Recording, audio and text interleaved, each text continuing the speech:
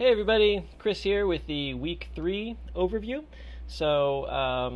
I just met the studio this morning. I'm recording this video on Thursday afternoon, and tomorrow morning, Friday at 9:30 in the morning, I'm going to host an optional Zoom meeting where we can talk about Gert Biesta and the Ignorant Schoolmaster essay that he wrote, which as I've said several times before, dense and complicated, so I invite you all to attend at 9:30 tomorrow morning so that maybe we can develop and cultivate a little additional insight into that Biesta essay. Coming up here in week 3, early in the week, I think due on Monday, checking that out right now, due on Monday. You've got to post your draft of your Humans of Education series to the discussion board forum, along with transcripts, rough transcripts. Please do not spend hours correcting those transcripts. It's just not a useful use of your time.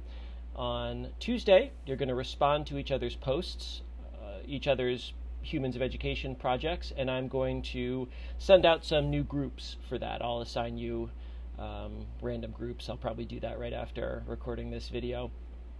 On Wednesday, there's a journal prompt called Finding a Pattern. Basically, that's asking you to look at the Humans of Education projects in your group and also some other students' Humans of Education projects, and notice what you're seeing in terms of some patterns. And specifically, one thing that I'm asking you to look for is anything relating to the authority of the instructor in the classroom. And the reason why I'm asking you to look for that in particular is because it connects to the Biesta article on ignorant schoolmasters. And then finally on Thursday, there is a brief essay due.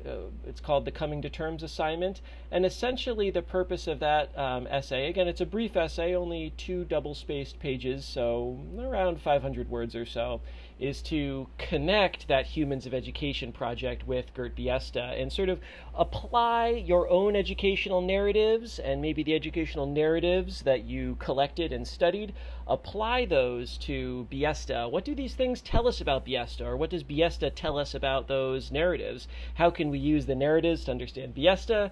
How can we use the Biesta to understand the narratives? As always, please reach out via the Discord if you have any questions, or via email. I'm always available. Thanks for your work so far this class.